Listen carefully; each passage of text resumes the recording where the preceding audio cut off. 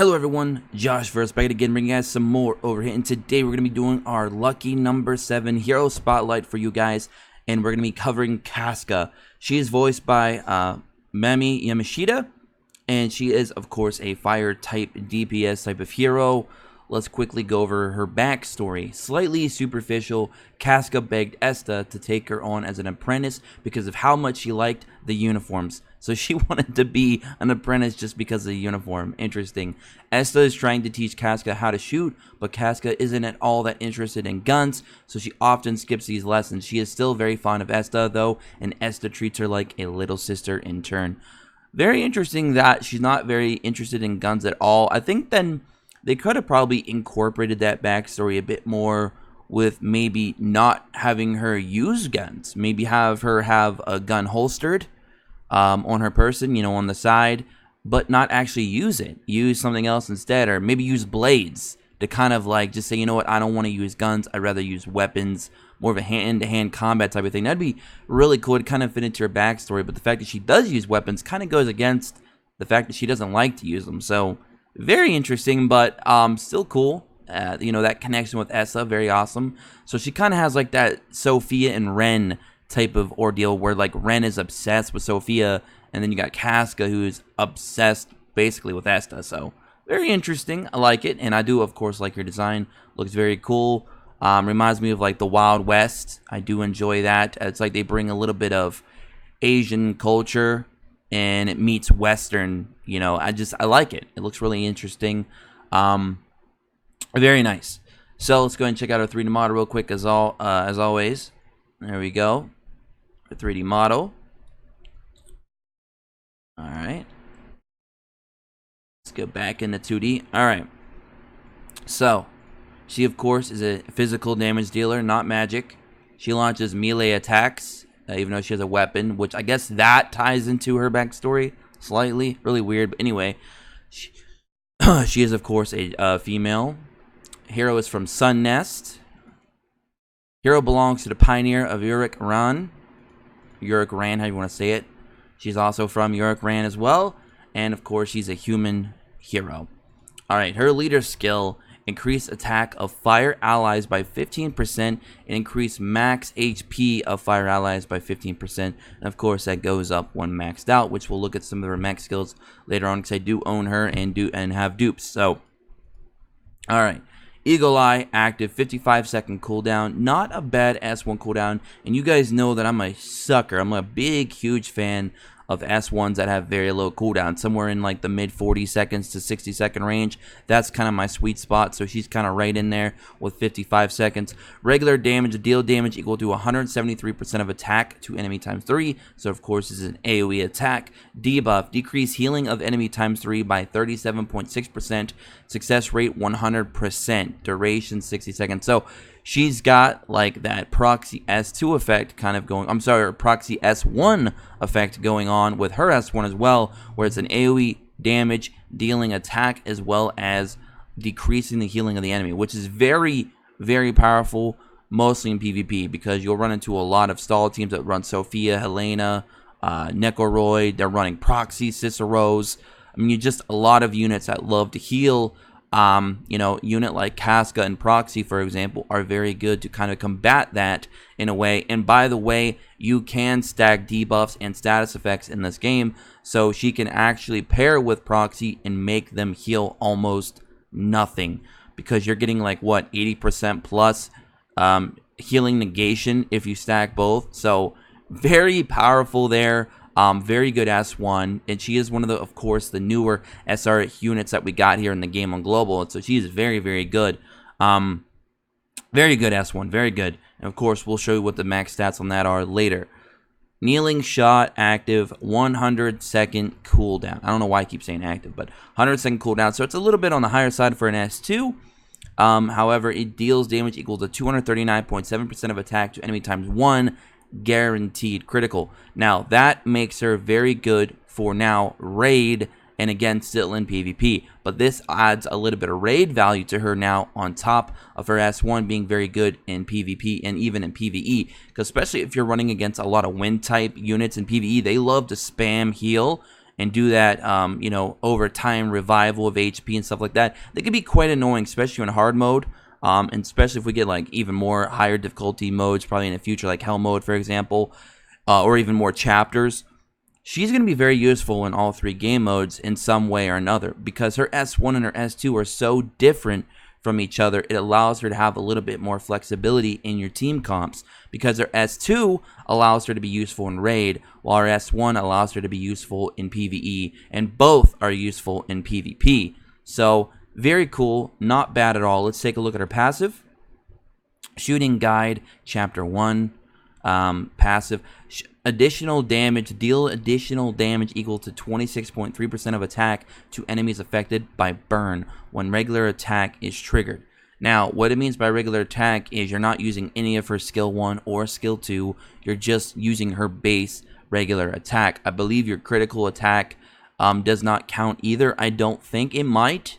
I'm still iffy. No one's actually answered me on that. I probably should just do some testing and find it out for myself.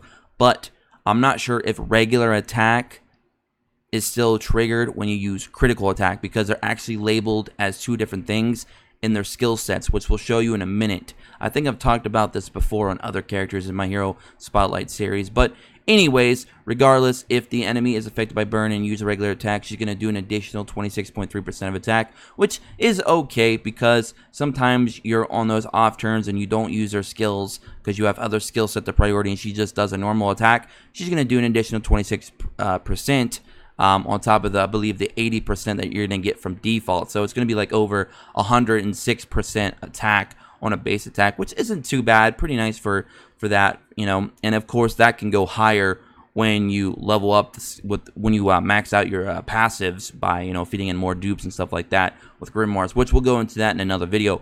But anyways, so her full skill set is actually pretty good. Let's see what some of the people are saying, because now remember, the hero views don't really matter. I just like to see what some people like to say about these characters during these spotlights sometimes. So let's see what people were saying.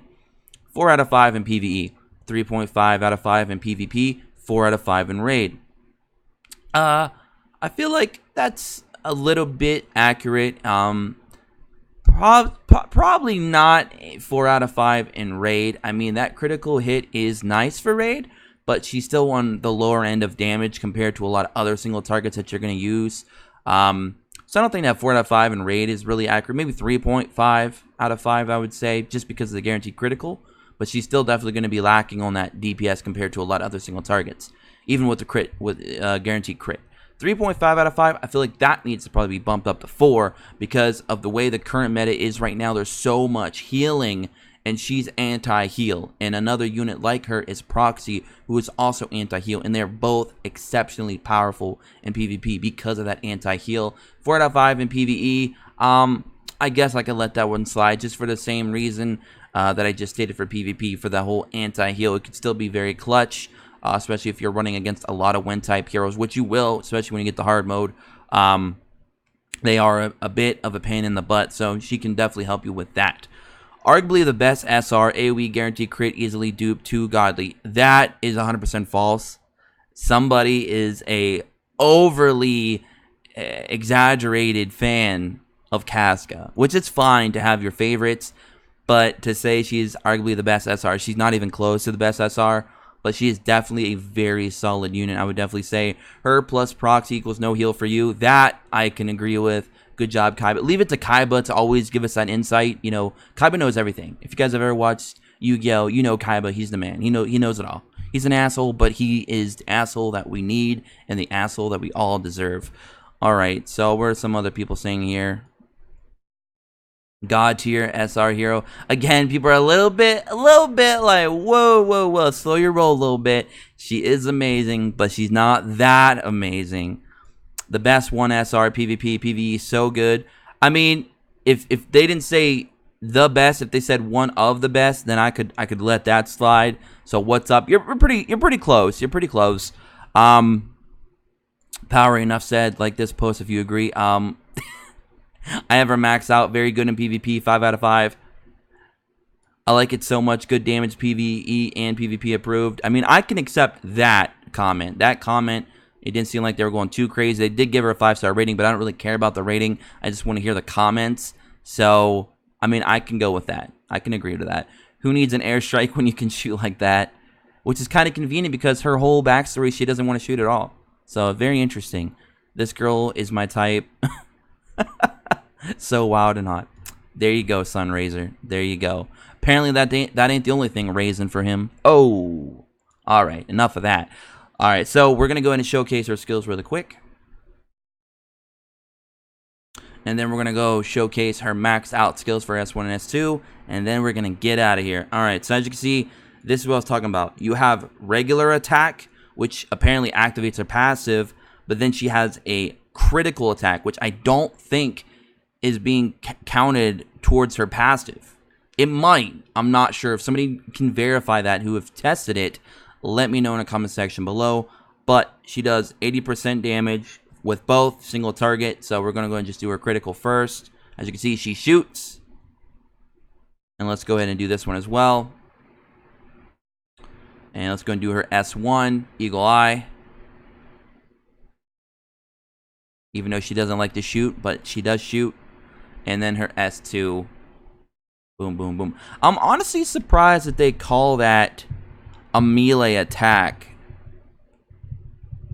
when it's all ranged. Because when we looked at her, because it's very weird what they're classifying as ranged then. Because look at that, it says melee attack. None of those were melee attacks. Those were all ranged attacks. I don't know. Maybe it's just a translation mess up. I don't know. Who knows? It's Nexon. But anyways, let's go ahead and show her off now with her maxed out skills. And then we're going to get out of here. Let me just go find her. As you guys can see, I've been very busy feeding in all my dupes and getting all these SR heroes kind of where they need to be. All right. There's Casca.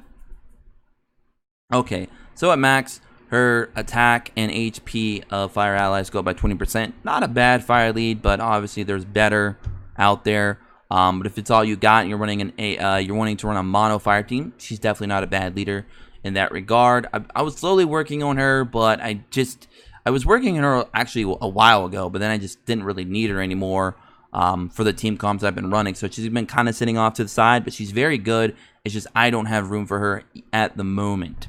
All right, so if we maxed out her S1, it goes to 230% damage to enemies times 3. And then the healing, decreased healing goes up to 41.4%. So very strong S1.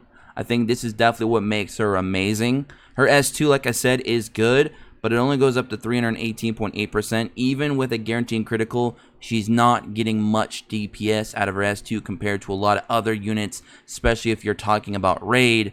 Because since there is no wind raid boss right now, she's only going to be really useful in Fafnir, and honestly, you're going to use Dominique, Glek, Reyna, or Terra Machina over her. So she definitely takes a backseat to a lot of single target DPSs in that regard when it comes to SRs. But anyways, hope you guys all enjoyed my Casca Hero Spotlight. Number 8 should be coming either later today or tomorrow. And spoiler alert, for those of you who didn't already know, it's going to be, I believe, Iroha. So get ready for that. I'm going to catch you guys on the next one as always. Be sure to subscribe if you're new. Join us in the Discord in the description below. And like the video if you did. And comment if you would like to. Until next time, have an awesome day wherever you are. Peace.